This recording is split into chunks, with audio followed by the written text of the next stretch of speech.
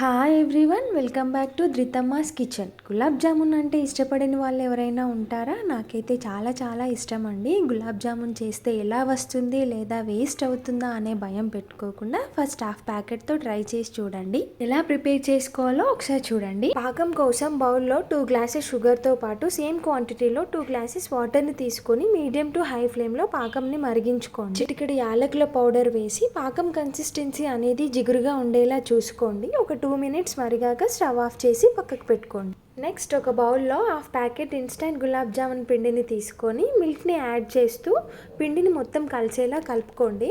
అది ఆరిపోకుండా దానిపైన ఒక 5 మినిట్స్ తడి క్లాత్ని కప్పి పక్కకు పెట్టేయండి. నెక్స్ట్ కొంచెం పిండిని తీసుకొని క్రాక్స్ లేకుండా రౌండ్గా ఉండలుగా చుట్టుకోండి.